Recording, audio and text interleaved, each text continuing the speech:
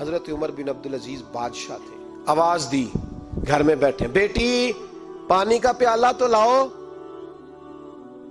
بیٹی خاموش ہو گئی، ساتھ والا کمرہ بیٹی کا، پھر آواز دی، بیٹے سن رہی ہو؟ کہ ابا جی سن رہی ہوں، پانی کا پیالہ دینا۔ بیٹی خاموش ہو گئی، تیسری آواز دی تو زوجہ پانی لے کے آ گئی، نے کہا حضور پانی۔ حضرت عمر بن عبدالعزیز کو غصہ آیا، کہنے لگے بچے کس لیے ہیں، وہ خود کیوں نہیں آئی؟ اب اتنی نافرمان ہو گئی ہے کہ ایک پیالہ پانی کا باپ کو نہیں دے سکتی، کیوں نہیں آئی؟ تو زوجہ کہنے لگی چلیں درگزر کریں۔ اس نے کہا ابا کو نہیں بتانا، پی لے۔ کیوں نہیں بتانا؟ بتاؤ کیوں نہیں آئی؟ میں نے اس کو پکارا تھا، تمہیں پکارتا تو تم آتی، تمہیں بتانا پڑے گا۔ جب بات ذرا آگے بڑھی تو ماں تھی نا، بات بیٹی کی تھی، تو اماں رو پڑی، آنکھوں میں آنسو آئے۔ کہا کیوں روئی ہو؟ کہنے لگی بیٹی کا پجامہ پھٹ گیا، دوسرا ہے نہیں، اور آپ لے کے بھی نہیں دیتے، کمرے میں بیٹھ کے تو پجامہ سی رہی ہے، تو کہہ رہی تھی ابا کو بتانا نا، انہیں تکلیف ہوگی، تو وہ اس کے پاس دوسرا ہوتا تو آ جاتی، ایک ہی تھا، تو اس لیے نہیں آئی۔ حضرت عمر بن عبدالعزیز اٹھے، سر سجدے میں رکھا، کہنے لگے یا اللہ تیرا شکر ہے، تو نے میرے بچوں کو بقدر ضرورت روزی عطا فرمائی ہے، یا اللہ تیرا شکر ہے۔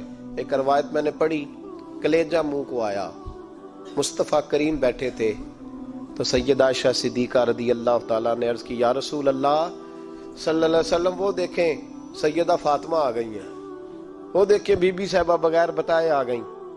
حضرت فاطمہ الزہرا آئی، حضور نے فرمایا فاطمہ بغیر اطلاع کے؟ حضور چھوٹا سا کام تھا، کیسے آئی ہو؟ تو بی بی صاحبہ نے نا، عورتوں کا پلو ہوتا ہے نا چادر کا، پلو کھولا تو ایک روٹی بندھی ہوئی تھی، ایک روٹی چادر میں، یہاں لوگ زیور باندھتے ہیں، دولت باندھتے ہیں، ایک روٹی حضرت فاطمہ نے پلو میں باندھی، کھول کے پیش کی، کہ بیٹے یہ کیا ہے؟ کہ ابا جی کئی دنوں سے گھر میں روٹی نہیں پکی تھی، آج علی کچھ جون لائے تھے، پیسے ہیں، چند روٹیاں بنی ہیں، تو بچوں نے تو کھا لیا، تو میرے سامنے بھی ایک روٹی آئی تھی، میں نے لقمہ توڑا ہے تو مجھے خیال آیا پتہ نہیں مصطفیٰ نے کھایا ہے کہ نہیں کھایا، پتہ نہیں حضور نے روٹی کھائی ہے کہ نہیں، تو حضور میں لے کے حاضر ہو گئی ہوں، مہربانی فرمائے۔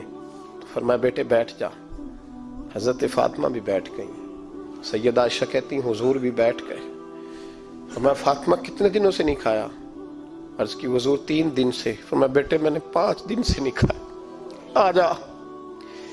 دونوں باپ بیٹی مل کے کھاتے ہیں، روٹی 2 حصوں میں حضور نے بانٹی، فرمایا چل آدھی تو کھا، آدھی میں کھاتا ہوں۔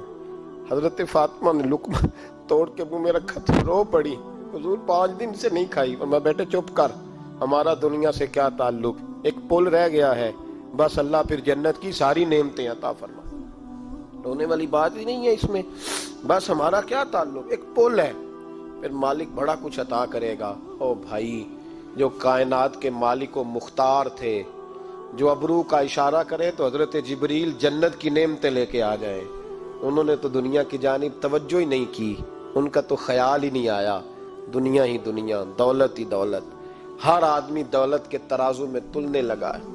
اب تو کلیجہ پھٹتا ہے، اب تو لوگ پوچھتے ہیں، اور میں کبھی کبھی بڑا مجبور ہوتا ہوں، آزمائش میں آ جاتا ہوں، لوگ کہتے ہیں جناب آپ سے کچھ قرآن کی آیات سننی ہے، آپ کتنے پیسے لیں گے؟ کچھ حدیثیں سننی ہیں، کیا اس کا معاوضہ ہوگا؟ آپ سے اس نبی کا نام سننا ہے جس کا آپ کھاتے ہیں، جس کے نام پر آپ نے عزتیں لی ہیں، ان کا نام سننا ہے، آپ کا ریٹ کتنا، آپ کتنے میں بیچیں گے؟ وہ نعت جو غذا ہے وہ کتنے میں بکے گی؟ جب دنیا داری کا یہ حشر ہو جائے کہ وہ رسول اگر ان کا نام نہ رہے تو ہماری سانسیں ہی نہ چلیں، ان کا نام بھی جب اس طرح کمرشل کر کے لیا جائے اور اس طرح وہ چیزیں بھی ریٹ میں آ جائیں۔